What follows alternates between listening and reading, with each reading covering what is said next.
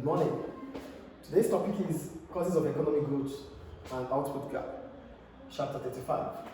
That's chapter 35.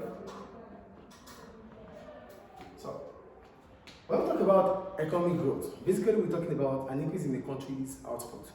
And when we have economic growth, it could be actual economic growth and potential economic growth. Today, the focus is about actual growth. Now, before we go into actual growth, what does potential growth mean? Potential growth means an increase in productive capacity of an economy, and that will be represented through the production possibility curve. But today, we want to talk about actual growth, which represents the real GDP, which means inflation has been adjusted. So we read actual growth.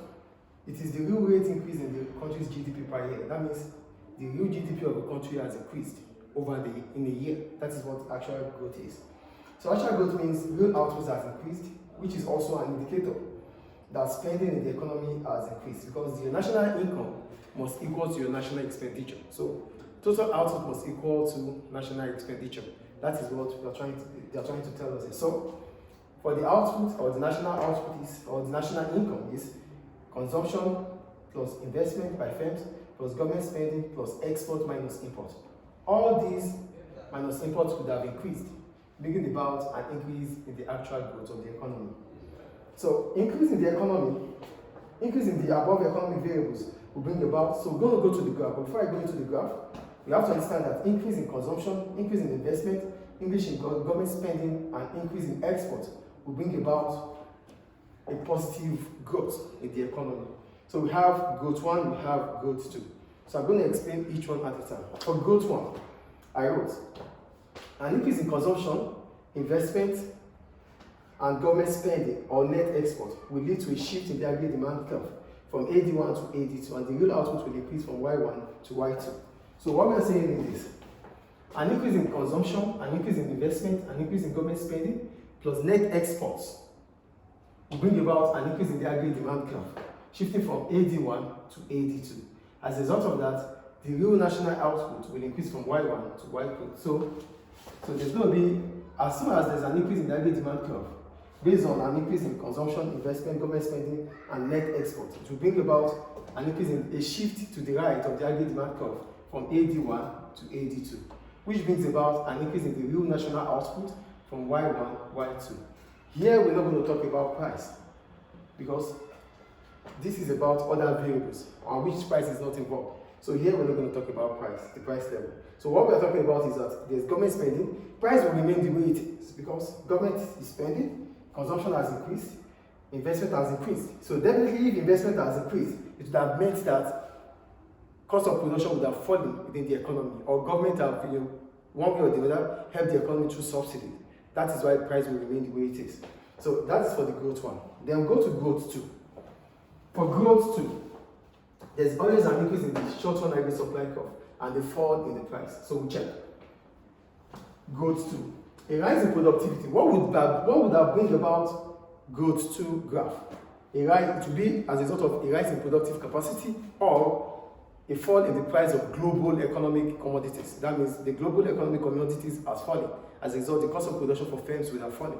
So I read, a rise in productivity or a fall in prices of commodity globally will cause a movement along the AD curve. So that means there's movement along the AD curve, which means price will fall from P1 to P2, a movement. So there's a fall in price from P1 to P2, bringing about an increase in the short-run aggregate supply curve, shifting rightward from SRAS1 to SRAS2.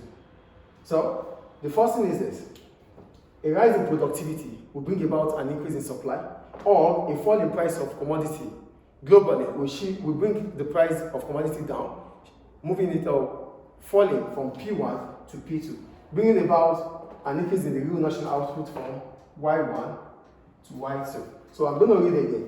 A rise in productivity or a fall in prices of commodity globally will cause a movement along the demand curve. And when we check the movement along the demand curve, it means there's expansion. There's expansion in the aggregate demand curve, bringing about a fall in price from P1 to P2. As a result of that, the real GDP increases from Y1 to Y2, which shows that the combined total components of the aggregate demand has risen. It has extended from Y1 to Y2. So there's a movement along the aggregate demand curve. There's a movement which means about a fall in price from P1 to P2. Then note, when we have to talk about growth in the actual economic, growth in the actual growth within the economy, it is only possible when we have international trade. That means we have to talk about an open economy. So with an open economy, it involves the presence of international trade, which means most countries that wants to achieve actual growth will have to heavily rely on international trade. And what is international trade? Trade between countries.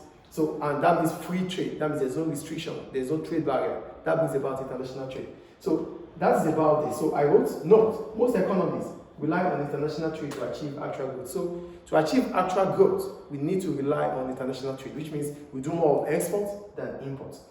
Then, what are the determinants of growth? Growth itself has its own determinants. One of the determinants of growth is natural resources, things we have within the economy. Natural, like oil, like diamond, like gold, and the rest. All these natural resources are part of what would make an economy to grow. To population, which is the same as the labor. So population and labor, the number of people we have in the country can also determine our growth rate. Physical capital, we're talking about equipment there and the rest. Then we have human capital, which is the value of the labor force, what the labor force can add to the economy. That is human capital. We have technology, which makes things to become faster and better and efficient. And we have policy factor, which talks about freedom of the economy, freedom of the people, freedom of the business people, or economic policies such as monetary policy, government policies like monetary policy, fiscal policy, and supply side policy. All these things are the components or determinants of growth within an economy. So I'm quickly going to recap. We have causes of economic growth, but we're starting with the actual growth, which is an increase in the GDP of a country. Then we have the actual growth rate percentage. The actual growth rate percentage is GDP2 minus GDP1 divided by GDP1 multiplied by 100. What does GDP2 represent?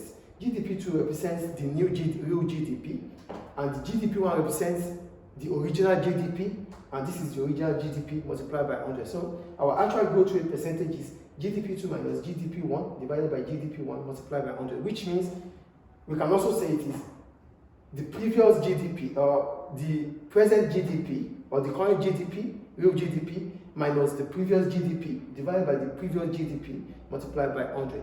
So this will give you our actual growth rate percentage. Also, we have actual growth, which is the real increase in rate of a country's GDP per year. If you have any questions, you can put it in the comment section. Thank you.